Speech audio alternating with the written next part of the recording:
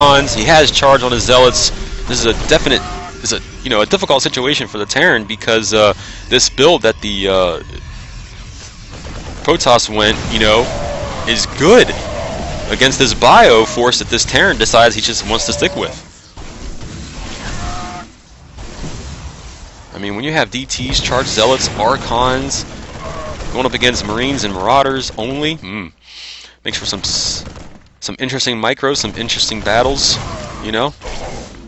And you notice we haven't had this like massive army versus army battle. It's just been, a pocket of Terran units here, a pocket of Protoss units here, I mean, the Protoss is trying to get an army. Look at this. He has a sizable army now. He even has Stalkers thrown into the mix here. He has Dark Templars here. He has Archons. He has Charged Zealots. I mean, he's getting a pretty sizable army here. And if the Terran's not careful, and the Terran can't macro his units, build up an army, this Protoss probably could do enough damage to shorten this game. Otherwise, this game will just move on, Terran army, the Terran has to macro up his units. The thing I don't like here is the Terran isn't getting a ball. Like, he's going to have a ball here, as you can see. But if he meets this Protoss army with just a couple of units at a time, like he has been, this is not the way you want to do this. You can't trade armies like that. You need to get a huge concave with these Marauders and Marines on this army that this Protoss has, and then you can start to do some more damage, or do the damage you want to this this ball that the Protoss has. I mean, that is sick. I mean, he can just throw those DTs right in front, throw those charged lots right in front, use those Archons standing in the back and do massive damage. I mean, that's just how you do that Protoss style. Okay, they're just dancing around each other here in the middle of the map. They don't want to engage each other just yet. I think the Terran wants... Oh, whoa. Okay, now we have a load into the medevacs.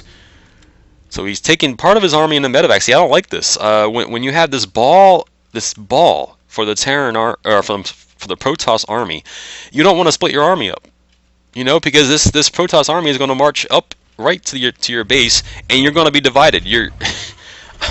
Okay, so let's watch the drop first. We'll watch the drop and see what kind of damage this does.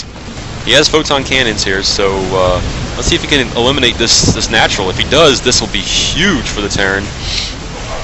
Let's get the health bars up here. Let's see how far down this Nexus goes. He warps in. He gets DTs over here, and so since he got DTs over here, he had to pick up. And look, he only had 3 Marauders in that medevac, so a lot of the Terran force was eliminated again. And interesting. Sorry if there's any lag. I noticed there's a couple of drop frames, but hopefully it's not that bad. Again, this will be turned into a YouTube video, so if you missed some of this, just check back in the channel, or check my YouTube channel in a while. I'll have it uploaded. Meanwhile, we had this massive Protoss ball. We had a attempt at a drop by the Terran, which I don't think was worth it. Basically what he did was he split his forces. He put half of it in his medevacs. Whoa. We have, seriously reported for hacking by Esjihn. So he's thinking...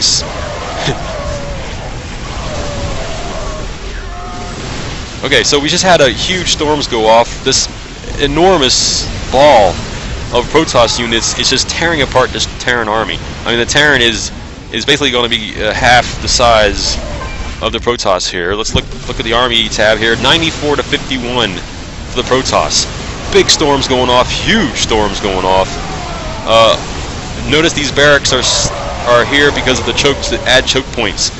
But it still's not going to matter. He's going to be able to wipe out. Oh, and there's the left game. So Esjihn has just accused Scarab, aka Impact, if you remember him as Impact in months previous.